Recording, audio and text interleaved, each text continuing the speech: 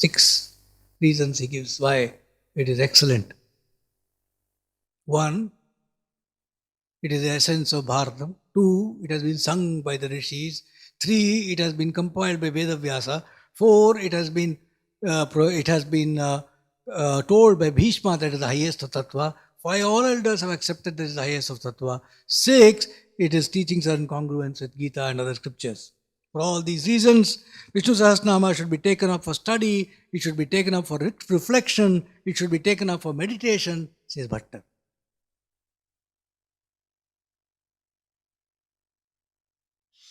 Generally, they say that in tradition in South India, in the villages, the way they used to chant it, one has a Namavali, other also has each name with your Vigraha of Rama or Krishna in front of you in the puja. Each name you offer flower or a tulasi or whatever, and you offer worship in that manner. Or they say that they keep a plate of vibhuti, bhasma, next to oneself, chant it, and then after that vibhuti is given to everybody.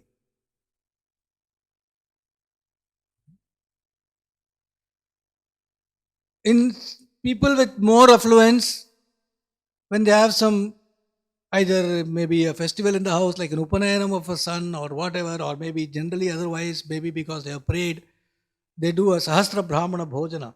They call 1,000 Vedavits to feed. And to each one, when they go and they will offer worship with one name like that, of Sahasranama. As recently as 15 years ago, a friend of mine actually did this in Delhi.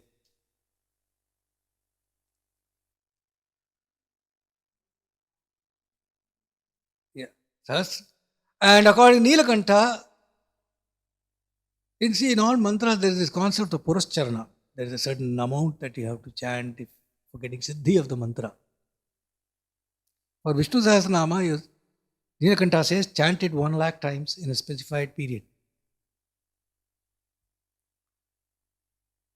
So it is that Bhagavad Pada says in Bhajagovindam. What does he say? Geyam Gita Nama Sahasram. Sing the Gita. Sing Nama Sahasram. He does not even say which Nama Sahasram. You are supposed to know it is Vishnu Sahasranam. Geyam Gita Nama Sahasram. Jayam Shripati Rupama Jasram. Meditate on the beautiful form of the Lord. Neyam Sajjana Sange Chittam. Take your heart and mind and be in the vicinity of sadhu purushas. Deyam Dina Janaya Chavittam. Give to people who need. Dina Janaya. So, now that we have been a bit around Sahasranama, let us start with the Purva Patika or the preface to Shankara's Bhashya on Sahasranama. Shankara starts his Bhashya with a set of verses from Harivamsha, Kailasa Yatra Parva, where Lord Shiva is saying something. Those few verses he takes and he starts his as preface to his Bhashya on Vishnu. Satchidananda Rupaya Krishnaya Klishtakarine Namo Vedanta Vedyaya Gurave Buddhisakshine Satchidananda Rupaya Krishnaya Klishtakarine. O Krishna, who does deeds without any effort, who is none other than the person of Satchidananda. He is reality, he is the consciousness, he is the bliss, he is Sri Krishna. He is one who does deeds without having to take any effort. Namo Vedanta Vedyaya. I bow to him who is the all-knower of all Vedanta. Gurave. I bow to Sri Krishna, the Guru. Buddhi Sakshine. He is the one who is seeing all the modifications of my mind, of the intellect, of everybody's intellect, of all the minds. He is Antaryami. Krishna Dvaipayanam Vyasam Sarvalokahitaishinam Vedabja Bhaskaram Vande Shamadhi Nilayam Munim. Next, he bows to Krishna Dvaipayana Vyasa, who has the best interest of the world in his heart. Vedabja Bhaskaram Vande, who is like the sun to the lotus of the Vedas. He is like the sun to the lotus of the Vedas, means it is because of Vyasa that the Veda blooms. Samadhi Nilayam Munim, he is a Muni and he is the residence of all self-control. He is restrained. These two are perhaps written by Adi Shankara himself. Then the verses from Harivamsha continue. Adistvam sarvabhutana madhyamantasvata bhavan tvattah sarvamabhut vishvam tvai sarva praliyate. Adistvam sarvabhutana. You are the original person of all beings. You are the middle, you are the end. It is from you that this entire universe has come. It is in you that this entire universe will dissolve. Then Shiva says, Aham tvam hi mahadevas tvamevaham janardana avayorantaram nasti shabdairarthair jagatpate. Shiva is telling of Vishnu, of Krishna, Aham tvam hi mahadevas tvamevaham janardana. I am you and you are me. Oh Janardana. Avayor antaram nasti. Amongst, there is no difference. We are not apart. We are the same. Avayor antaram nasti. Shabdair arthair jagatpate. Either in name or in content, in no way is there any distinction between us. Namani tava govinda yani loke mahanti cha tanyeva mama namani natrakarya vicharana. O Govinda, the great names that are yours in this world, all the names that belong to you in this world, by which you are referred to in this world, they are my names as well. Tani eva, those are the very names that are mine as well. Natrakarya vicharana. There is no need to have any second thought. Nobody needs to have any second thought about this. The Sahasranama Vishnu is the Sahasranama of Shiva. Tadupasa Jagannatha Saivastu Mama Gopate Yaschatvam Dveshti Bho Deva Samam Dveshti Samshaya. O Jagannatha, he who offers worship to you, he offers worship to me as well. And he who harbors ill will towards you, have no doubt he harbors ill will towards me. Tadvistaro yato deva yaham bhuta patistatah natadasti manag deva yatte virahitam kvachit. All this universe, O Govinda, is but an extension of you, is but you. Likewise, I too am but an extension of you. And I am Pashupati. Not a bit in all existence has any existence apart from you. Yadasit vartate yaccha bhavi jagatpate sarvam tvameva devesha vina kinchit tvaya nahi. Whatever was in this universe, whatever is in this universe, whatever will be in this universe, O Jagatpate, O Lord of the universe, everything is you.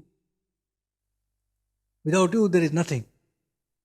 Iti Harivamshe Kailasa Yatrayam Maheshwara Vachanam. This is the words of Shiva in Kailasa Yatra in Harivamsha.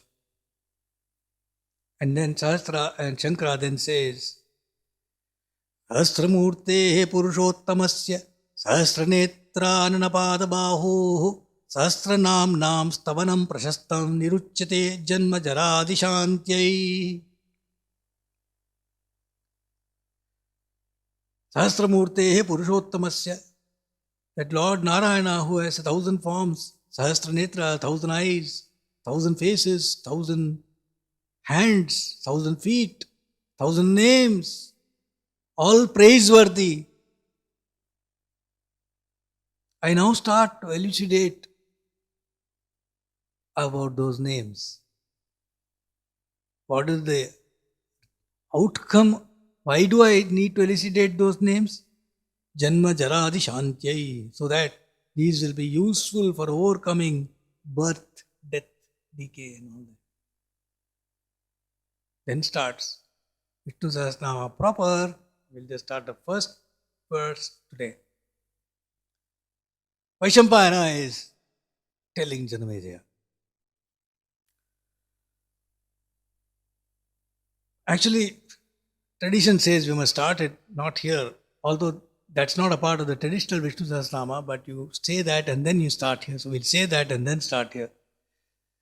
Which is Shuklam Bharadaram Vishnum Shashivarnam Chaturbhujam Prasannavadanam Dhyayet Sarva Vignopashantaye Vyasam Vasishtanaptaram Shakte Pautramakalmasham Parasharatmajam Vande Shukatatam Taponidhim Vyasaya Vishnurupaya Vyasarupaya Vishnave Namo Vai Brahma Nideye Vasishtaya Namo Namah Avikaraya Shuddhaya Nityaya Paramatmane Sadaikarupa Rupaya Vishnave Sarvajishnave Om Yastyasmaranamatrena Janma Sansara Bandhanat Vimuchyate Namastasmai Vishnave Prabha Vishnave Om Namo Vishnave Prabha Vishnave Sri Vaishampayana Uvacha. Now it starts.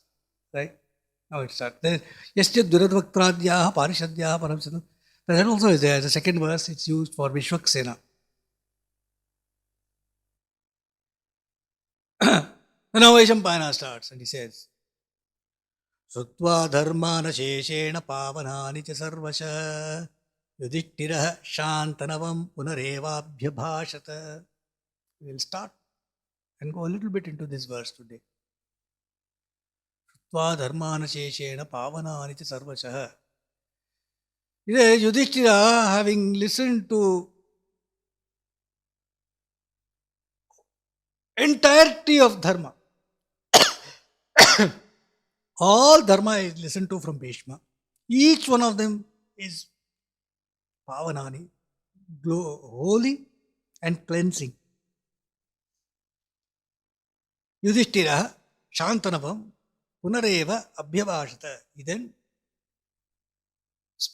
had something else to ask, something more to speak and ask of Bhishma. Having all heard the entirety of dharma, he still had something to ask of Bhishma. That's the verse. To this, Bhagavad-pada writes a commentary, beautiful commentary for this verse. First, I'll just read it out. Then we'll go a little bit into the explaining of it.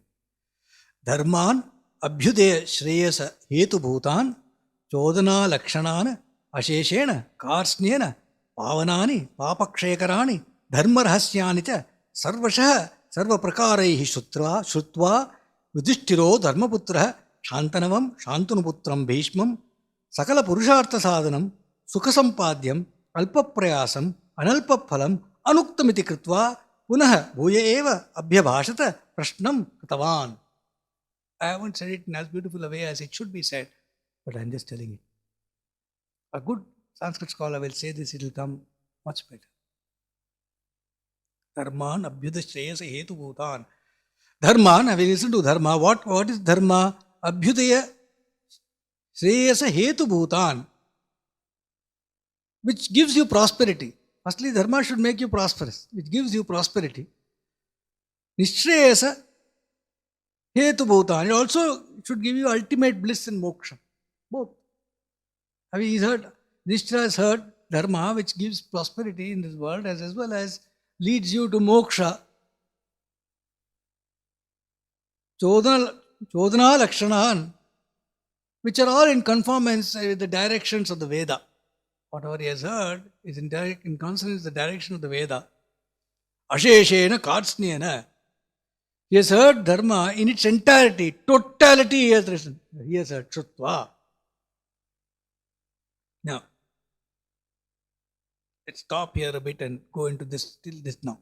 He says, Yudhishthira has heard the entirety of the Dharma. Where are we? Where is this Vishnu Sahasranama appear in Bharatam? It appears in Anushasanika Parva. Anushasanika Parva is the Parva that follows Shanti Parva. Entire Shanti Parva is Dharma Upadesha of Bhishma to Yudhishthira. It's a huge Parva. Shanti Parva is the people desirous of liberation, of Vairagyam, etc. used to study Shanti Parva separately every day, like that, for years together. Entirety. After Shanti Parva is Anushasanika Parva. That again continues Dharma Upadesha from Bhishma to. And there in Anushasanika Parva, somewhere towards the second half, to latter half, Vishnu Sahasranama Stotram comes. Let's have a sample list of what he has heard so far. Not all he has heard, some of it from Shanti Parva onward. Shanti Parva is divided into three: Raja Anushasana Dharma Parva, Apad Dharma Parva, Moksha Dharma Parva. Raja Anushasana Dharma Parva deals with all the dharma related to the duties of a king.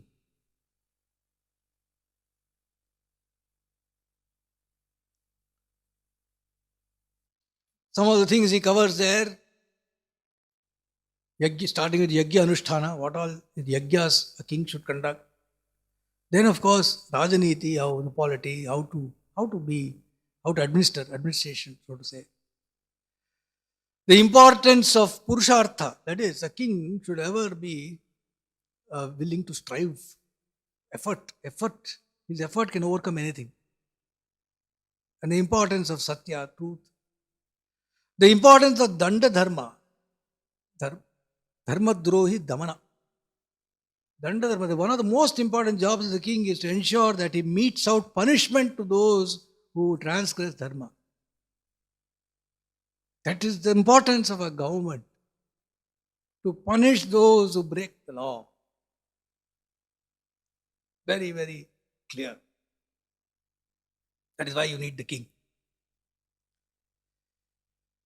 Then 36 gunas, 36 qualities of a king that will give him success in this world and in the next are explained by Bhishma to Yudhishthira.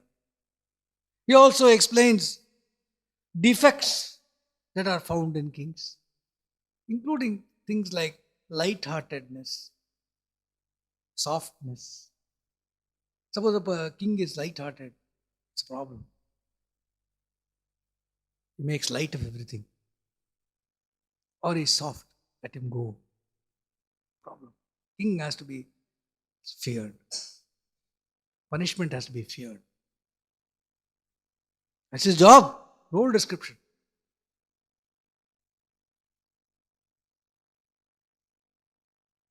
Then the importance of having ethical Purohitas. Purohita was an important aspect of king's retinue.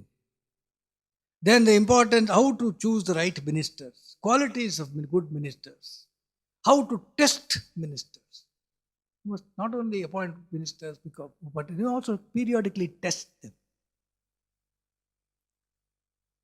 How to recognize a friend and an enemy. Then the 6 methods, Sandhi, Vigraha, like that, how to launch an attack, stop, how separate, all that. Then spies, very important teaching on spies, how you should have spies, how one spy should not know the other spies, detailed. War strategies, how to recognize valor and cowardice, because both will be there. Then qualities of warriors from different parts of Bharatadesham. The British said martial races. They were selecting people from certain parts, right, for their Indian army, or British army. Then how to manage the army, in fact, is very detailed, how you must ensure that even if the kingdom is in great distress, the salary of the soldiers should be definitely paid. It says all that. Goes into detail. You can hold back the salary of some other soldiers. There should not be no revolt there. How to manage the army, how to make out in a war, how to make out signs of victory or defeat, how to overpower the enemy, how to recognize a dushta, a crook. Very important. And how to handle insults by a dushta. Explains it. How to you read about the great Prithviraj Chauhan, the great ruler Prithviraj Chauhan. Muhammad Ghori attacked. He came from Afghanistan. Thanesar, the current Kurukshetra area, was where their respective armies met in the first battle. They came in horses. Chauhan's army had Kingdom Delhi. He had elephants as well. The elephants smashed the horses. It was a great battle. 100,000 people from their side, 200,000 from this side. They got routed. And Muhammad Ghori got taken as prisoner. He was brought. Then he pleaded forgiveness and he said he will never again raise his eyes towards Hindustan and all that. And his brother, he called him, "You are my brother," to Prithviraj Chauhan, all that. Prithviraj Chauhan's own brother, this guy is calling him brother, his own brother said to him, no, don't trust this guy. His minister told him, don't trust this guy. He said, no. Magnanimity. He freed him. He said, you can go back. Not only freed him, he gave him some 300 elephants, so many horses. He sent escorts with him, everything, so that he safely goes back to Afghanistan. That fellow went there and sent the head of the escorts back as gift. He came back again next year. And this year, by a trickery, he managed to capture Chauhan. Trickery. Took him back to his kingdom, insulted him day in, day out as a prisoner. And this guy used to look at him, and the guy said, you cannot look at me, you cannot raise your eyes. Down, I should be down. I should be down. He laughed at him. When the guy reminded him that I freed you, he laughed at him, said, you're a fool. Asked him, put eyes down. He said, nah, Rajput's eyes does not go down until he dies. He said, blind him. With hot iron, he was blinded. Kept as a prisoner. He had there was somebody with him, who had his own mantri of sorts, who was with him in the jail. Then in one certain, they engineered it as one day that there was a challenge for him to show his ability of archery. Prithviraj Chauhan's ability of archery. He is blind. To shoot at some object by description. And Muhammad Ghori was made to give the challenge to him. And said, standing next to him, this man told him in his language that so many yards to the front, so many feet to the left, sits that Nawab of Chauhan. Finish him now. And one shot, 2 or 3 arrows, he hit there and he killed him. Some say that by the noise, just by the voice of that guy saying shoot, he shot him and killed him. Because even in Ramayana, that's what Dasharatha does. He thinks it's some animal drinking water. It's actually the pot of that boy, and he shoots and that boy dies. Now that particular method of Astra Vidya was known to Prithviraj Chauhan, they say. He shot him. Anyway, he was killed, however, and his tomb is still there. All right, how to recognize the dushta, how to handle insults. What is the duty you have towards your own family as a king? You're a king, but you have a family. So what is the duty to one's family? What is the duty to one's guru? What is the duty to Ishvara? All that in addition. What are the various sins that people commit, papa karma? What are the prayaschitta for that? How can you atone for those sins? Then what is the prabhava? What is the effect of prarabdha, your karma? What is the effect of kala, time? What is the effect of different gunas? It's a whole list in Raja Anushastra Dharma. Then comes Abad Dharma. Then comes Moksha Dharma. We'll go a little bit into the rest of that to our next class. We'll end here now.